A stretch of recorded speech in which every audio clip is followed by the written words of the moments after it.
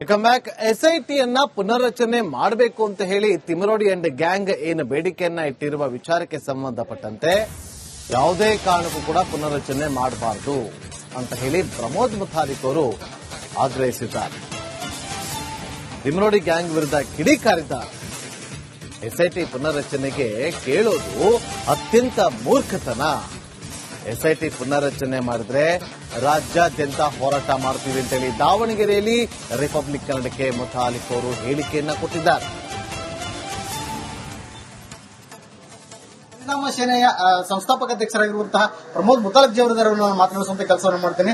Sir, ಈಗ ಧರ್ಮಸ್ಥಳದ ವಿಚಾರಕ್ಕೆ ಸಂಬಂಧಪಟ್ಟಂತೆ ಈಗಾಗಲೇ ಸಾಕಷ್ಟು ಬೆಳವಣಿಗೆ ಎಸ್ಐಟಿ ರಚನೆ ಆಯಿತು, ತನಿಖೆನೂ ಆಯಿತು. ಈಗ ಮತ್ತೆ ಎಸ್ಐಟಿ ಪುನರ್ರಚನೆ ಮಾಡಿ ಅಂತೇಳಿ ಏನೋ ಅವರು ಒಂದು ಒತ್ತಾಯವನ್ನು ಮಾಡ್ತಿರುವಂತದ್ದು. ಏನ್ ಹೇಳ್ತೀರಾ ಸರ್ ಈ ವಿಚಾರಕ್ಕೆ ಸಂಬಂಧಪಟ್ಟಂತೆ? ಏನಾಗ್ತಿದೆ ಧರ್ಮಸ್ಥಳದಲ್ಲಿ?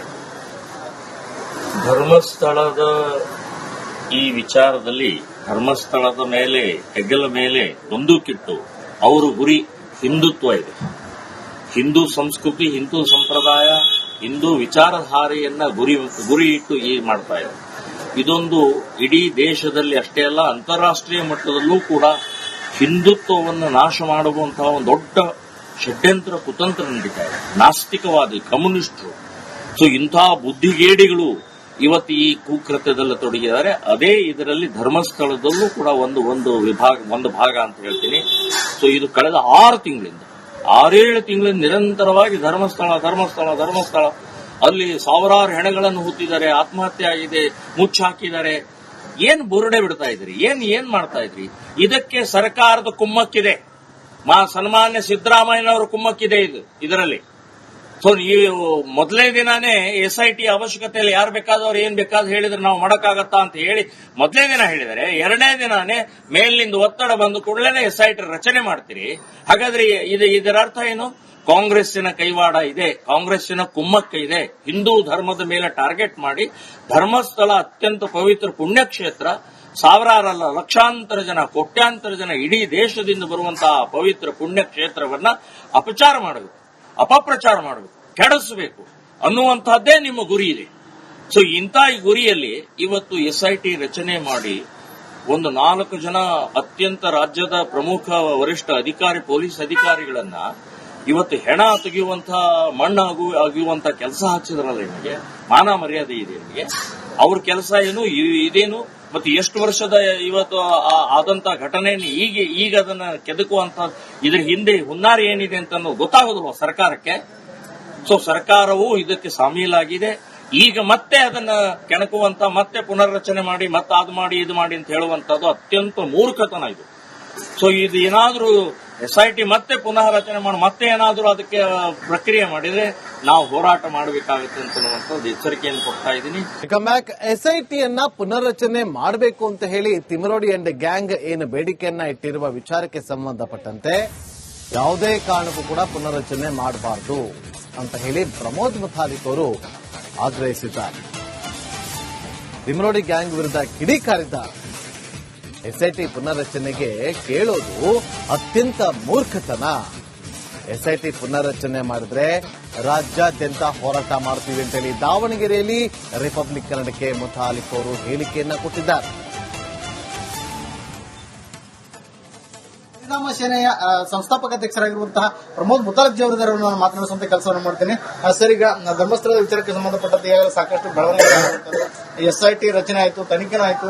ಈಗ ಮತ್ತೆ ಎಸ್ಐಟಿ ಪುನರ್ರಚನೆ ಮಾಡಿ ಅಂತೇಳಿ ಏನೋ ಅವರು ಒಂದು ಒತ್ತಾಯವನ್ನು ಮಾಡ್ತಿರುವಂತದ್ದು. ಏನ್ ಹೇಳ್ತೀರಾ ಸರ್ ಈ ವಿಚಾರಕ್ಕೆ ಸಂಬಂಧಪಟ್ಟಂತೆ? ಏನಾಗ್ತಿದೆ ಧರ್ಮಸ್ಥಳದಲ್ಲಿ? ಧರ್ಮಸ್ಥಳದ ಈ ವಿಚಾರದಲ್ಲಿ ಧರ್ಮಸ್ಥಳದ ಮೇಲೆ ಹೆಗ್ಗಲ ಮೇಲೆ ಬಂದೂಕಿಟ್ಟು ಅವರ ಗುರಿ ಹಿಂದುತ್ವ ಇದೆ. ಹಿಂದೂ ಸಂಸ್ಕೃತಿ, ಹಿಂದೂ ಸಂಪ್ರದಾಯ, ಹಿಂದೂ ವಿಚಾರಧಾರೆಯನ್ನ ಗುರಿ ಇಟ್ಟು ಮಾಡ್ತಾ ಇದೆ. ಇದೊಂದು ಇಡೀ ದೇಶದಲ್ಲಿ ಅಷ್ಟೇ ಅಲ್ಲ, ಅಂತಾರಾಷ್ಟ್ರೀಯ ಮಟ್ಟದಲ್ಲೂ ಕೂಡ ಹಿಂದುತ್ವವನ್ನು ನಾಶ ಮಾಡುವಂತಹ ಒಂದು ದೊಡ್ಡ ಷಡ್ಯಂತ್ರ ಕುತಂತ್ರ ನಡೀತಾ ಇದೆ. ನಾಸ್ತಿಕವಾದಿ, ಕಮ್ಯುನಿಸ್ಟರು, ಸೊ ಇಂತಹ ಬುದ್ಧಿಗೇಡಿಗಳು ಇವತ್ತು ಈ ಕುಕೃತ್ಯದಲ್ಲಿ ತೊಡಗಿದ್ದಾರೆ. ಅದೇ ಇದರಲ್ಲಿ ಧರ್ಮಸ್ಥಳದಲ್ಲೂ ಕೂಡ ಒಂದು ಭಾಗ ಅಂತ ಹೇಳ್ತೀನಿ. ಸೊ ಇದು ಕಳೆದ 6 ತಿಂಗಳಿಂದ ನಿರಂತರವಾಗಿ ಧರ್ಮಸ್ಥಳ ಅಲ್ಲಿ ಸಾವಿರಾರು ಹೆಣಗಳನ್ನು ಹೂತಿದ್ದಾರೆ, ಆತ್ಮಹತ್ಯೆ ಆಗಿದೆ, ಮುಚ್ಚಾಕಿದ್ದಾರೆ. ಏನ್ ಬುರುಡೆ ಬಿಡ್ತಾ ಇದ್ರಿ? ಏನ್ ಮಾಡ್ತಾ ಇದ್ರಿ? ಇದಕ್ಕೆ ಸರ್ಕಾರದ ಕುಮ್ಮಕ್ಕಿದೆ. ಸನ್ಮಾನ್ಯ ಸಿದ್ದರಾಮಯ್ಯನವರು ಕುಮ್ಮಕ್ಕಿದೆ ಇದರಲ್ಲಿ. ಸೊ ಈ ಮೊದಲನೇ ದಿನಾನೇ SIT ಅವಶ್ಯಕತೆಯಲ್ಲಿ ಯಾರು ಬೇಕಾದವ್ರು ಏನ್ ಬೇಕಾದ್ ಹೇಳಿದ್ರೆ ನಾವು ಮಾಡಕ್ಕಾಗತ್ತಾ ಅಂತ ಹೇಳಿ ಮೊದಲನೇ ದಿನ ಹೇಳಿದರೆ, ಎರಡನೇ ದಿನಾನೇ ಮೇಲಿನಿಂದ ಒತ್ತಡ ಬಂದ ಕೂಡಲೇ SIT ರಚನೆ ಮಾಡ್ತೀರಿ. ಹಾಗಾದ್ರೆ ಇದರ ಅರ್ಥ ಏನು? ಕಾಂಗ್ರೆಸ್ಸಿನ ಕೈವಾಡ ಇದೆ, ಕಾಂಗ್ರೆಸ್ಸಿನ ಕುಮ್ಮಕ್ಕ ಇದೆ. ಹಿಂದೂ ಧರ್ಮದ ಮೇಲೆ ಟಾರ್ಗೆಟ್ ಮಾಡಿ ಧರ್ಮಸ್ಥಳ ಅತ್ಯಂತ ಪವಿತ್ರ ಪುಣ್ಯಕ್ಷೇತ್ರ, ಸಾವಿರಾರಲ್ಲ ಲಕ್ಷಾಂತರ ಜನ, ಕೋಟ್ಯಾಂತರ ಜನ ಇಡೀ ದೇಶದಿಂದ ಬರುವಂತಹ ಪವಿತ್ರ ಪುಣ್ಯಕ್ಷೇತ್ರವನ್ನ ಅಪಚಾರ ಮಾಡಬೇಕು, ಅಪಪ್ರಚಾರ ಮಾಡಬೇಕು, ಕೆಡಿಸಬೇಕು ಅನ್ನುವಂತಹದ್ದೇ ನಿಮ್ಮ ಗುರಿ ಇದೆ. ಸೊ ಇಂಥ ಈ ಗುರಿಯಲ್ಲಿ ಇವತ್ತು SIT ರಚನೆ ಮಾಡಿ ಒಂದು 4 ಜನ ಅತ್ಯಂತ ರಾಜ್ಯದ ಪ್ರಮುಖ ವರಿಷ್ಠ ಅಧಿಕಾರಿ, ಪೊಲೀಸ್ ಅಧಿಕಾರಿಗಳನ್ನ ಇವತ್ತು ಹೆಣ ತೆಗೆಯುವಂತಹ ಮಣ್ಣು ಅಗಿಯುವಂತ ಕೆಲಸ ಹಚ್ಚಿದ್ರಲ್ಲ. ನಿಮಗೆ ಮಾನ ಮರ್ಯಾದೆ ಇದೆ ನಿಮಗೆ? ಅವ್ರ ಕೆಲಸ ಏನು ಇದೇನು?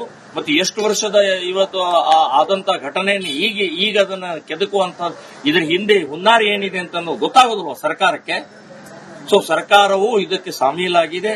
ಈಗ ಮತ್ತೆ ಅದನ್ನ ಕೆಣಕುವಂತ, ಮತ್ತೆ ಪುನರ್ರಚನೆ ಮಾಡಿ, ಮತ್ತೆ ಅದು ಮಾಡಿ ಇದು ಮಾಡಿ ಅಂತ ಹೇಳುವಂತದ್ದು ಅತ್ಯಂತ ಮೂರ್ಖತನ ಇದು. ಸೊ ಇದು ಏನಾದ್ರೂ SIT ಮತ್ತೆ ಪುನಃ ರಚನೆ ಮಾಡಿ ಮತ್ತೆ ಏನಾದ್ರೂ ಅದಕ್ಕೆ ಪ್ರಕ್ರಿಯೆ ಮಾಡಿದ್ರೆ ನಾವು ಹೋರಾಟ ಮಾಡಬೇಕಾಗುತ್ತೆ ಅಂತನ್ನುವಂಥದ್ದು ಎಚ್ಚರಿಕೆಯನ್ನು ಕೊಡ್ತಾ ಇದ್ದೀನಿ. SIT ಯನ್ನ ಪುನರ್ರಚನೆ ಮಾಡಬೇಕು ಅಂತ ಹೇಳಿ ತಿಮರೋಡಿ ಅಂಡ್ ಗ್ಯಾಂಗ್ ಏನು ಬೇಡಿಕೆಯನ್ನ ಇಟ್ಟಿರುವ ವಿಚಾರಕ್ಕೆ ಸಂಬಂಧಪಟ್ಟಂತೆ ಯಾವುದೇ ಕಾರಣಕ್ಕೂ ಕೂಡ ಪುನರ್ರಚನೆ ಮಾಡಬಾರದು ಅಂತ ಹೇಳಿ ಪ್ರಮೋದ್ ಮುತಾಲಿಕ್ ಅವರು ಆಗ್ರಹಿಸಿದ್ದಾರೆ. ತಿಮರೋಡಿ ಗ್ಯಾಂಗ್ ವಿರುದ್ಧ ಕಿಡಿಕಾರಿದ್ದಾರೆ. SIT ಪುನರ್ರಚನೆಗೆ ಕೇಳೋದು ಅತ್ಯಂತ ಮೂರ್ಖತನ. SIT ಪುನರ್ರಚನೆ ಮಾಡಿದ್ರೆ ರಾಜ್ಯಾದ್ಯಂತ ಹೋರಾಟ ಮಾಡ್ತೀವಿ ಅಂತೇಳಿ ದಾವಣಗೆರೆಯಲ್ಲಿ ರಿಪಬ್ಲಿಕ್ ಕನ್ನಡಕ್ಕೆ ಮುತಾಲಿಕ್ ಅವರು ಹೇಳಿಕೆಯನ್ನ ಕೊಟ್ಟಿದ್ದಾರೆ. ಪರಿಣಾಮ ಸೇನೆಯ ಸಂಸ್ಥಾಪಕ ಅಧ್ಯಕ್ಷರಾಗಿರುವಂತಹ ಪ್ರಮೋದ್ ಮುತಾಲಿಕ್ ಅವರನ್ನು ನಾನು ಮಾತನಾಡಿಸುವಂತ ಕೆಲಸವನ್ನು ಮಾಡ್ತೇನೆ. ಸರ್, ಈಗ ಧರ್ಮಸ್ಥಳದ ವಿಚಾರಕ್ಕೆ ಸಂಬಂಧಪಟ್ಟಂತೆ ಈಗಾಗಲೇ ಸಾಕಷ್ಟು ಬೆಳವಣಿಗೆ SIT ರಚನೆ ಆಯಿತು, ತನಿಖೆನೂ ಆಯಿತು. ಈಗ ಮತ್ತೆ SIT ಪುನರ್ರಚನೆ ಮಾಡಿ ಅಂತೇಳಿ ಏನೋ ಅವರು ಒಂದು ಒತ್ತಾಯವನ್ನು ಮಾಡ್ತಿರುವಂತದ್ದು. ಏನ್ ಹೇಳ್ತೀರಾ ಸರ್ ಈ ವಿಚಾರಕ್ಕೆ ಸಂಬಂಧಪಟ್ಟಂತೆ? ಏನಾಗ್ತಿದೆ ಧರ್ಮಸ್ಥಳದಲ್ಲಿ? ಧರ್ಮಸ್ಥಳದ ಈ ವಿಚಾರದಲ್ಲಿ ಧರ್ಮಸ್ಥಳದ ಮೇಲೆ, ಹೆಗ್ಗಲ ಮೇಲೆ ಬಂದೂಕಿಟ್ಟು ಅವರ ಗುರಿ ಹಿಂದುತ್ವ ಇದೆ. ಹಿಂದೂ ಸಂಸ್ಕೃತಿ, ಹಿಂದೂ ಸಂಪ್ರದಾಯ, ಹಿಂದೂ ವಿಚಾರಧಾರೆಯನ್ನ ಗುರಿ ಇಟ್ಟು ಮಾಡ್ತಾ ಇದೆ.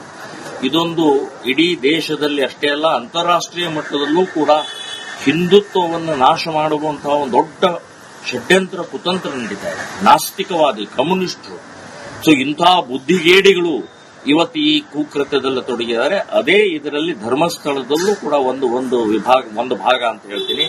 ಸೊ ಇದು ಕಳೆದ 6 ತಿಂಗಳಿಂದ 6-7 ತಿಂಗಳಿಂದ ನಿರಂತರವಾಗಿ ಧರ್ಮಸ್ಥಳ ಅಲ್ಲಿ ಸಾವಿರಾರು ಹೆಣಗಳನ್ನು ಹೂತಿದ್ದಾರೆ, ಆತ್ಮಹತ್ಯೆ ಆಗಿದೆ, ಮುಚ್ಚಾಕಿದ್ದಾರೆ. ಏನ್ ಬುರುಡೆ ಬಿಡ್ತಾ ಇದ್ರಿ? ಏನ್ ಮಾಡ್ತಾ ಇದ್ರಿ?